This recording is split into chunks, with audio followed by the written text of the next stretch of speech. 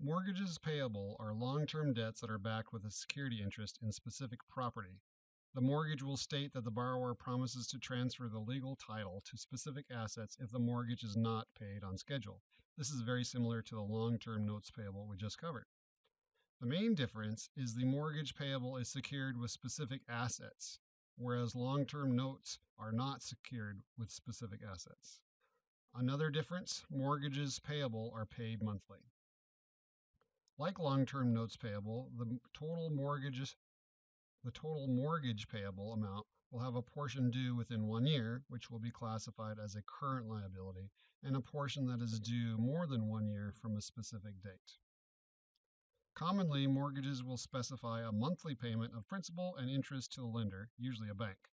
The most common type of mortgage is on property, for example, a mortgage on your home. The principal portion of the total mortgage payable that is due within 1 year is current.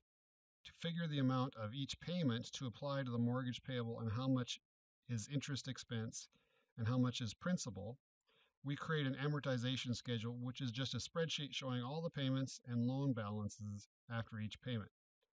Before we see the amortization schedule, let's work through an example. So our task is to journalize mortgage issuance. That means we're going to buy some property and issue a mortgage instead of paying cash. And then we have to figure out how much of that mortgage will be due within the next year, and that will be the current portion of the mortgage. And then we will journalize our first payment.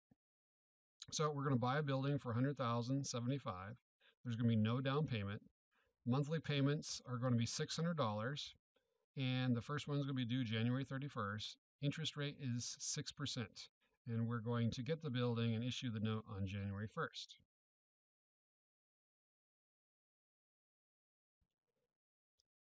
So here's the journal entry to issue the mortgage. We get the building. And remember, it's an asset and it's going up. It's $100,075. And now we have a liability called mortgages payable. The liability is increasing, and that's going to balance our transaction. Before we do our payment, we have to do an amortization schedule.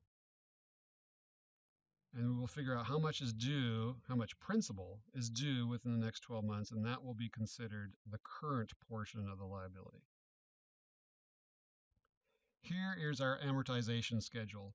An amortization schedule details each loan payment's allocation between principal, here's the principal, and interest.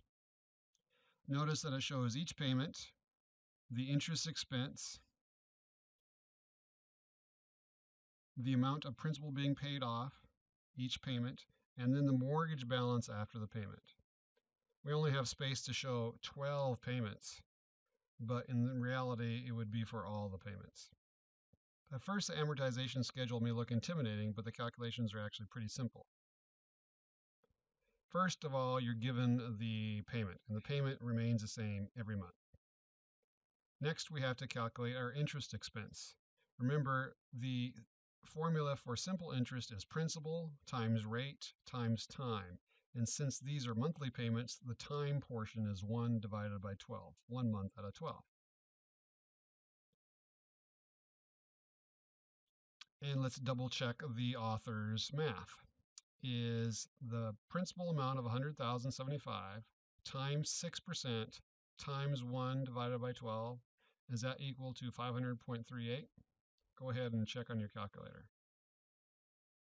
That should work out to be 500.38.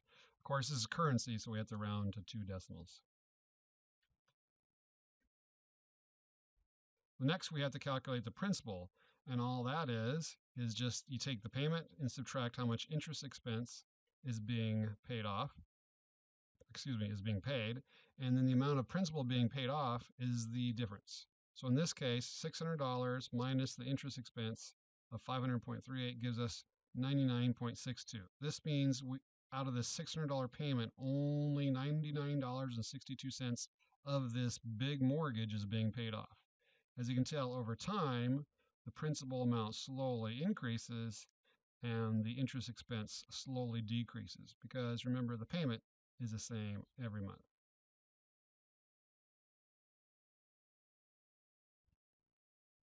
The next step is to calculate the balance of the mortgage after the payment. So to do that, you're going to take the previous balance, in this case, $100,075, minus the principal being paid off, gives us our new balance of $99,975.38. So you should double check this calculation just so you understand exactly where it's coming from and that the authors really did this correctly. Now, the amount of principal being paid off in the next 12 months, so if we add up all these amounts, it turns out to be $1,228.91. So out of this $100,075, the current portion is the $1,228.91, and the balance is going to be the long-term liability.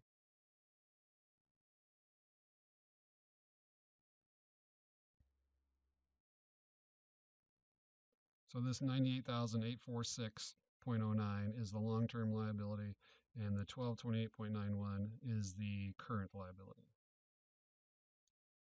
Now our next task is to record the first payment. Remember, the transaction happened at the beginning of the month. It's now January 31st, so we have to make our $600 payment.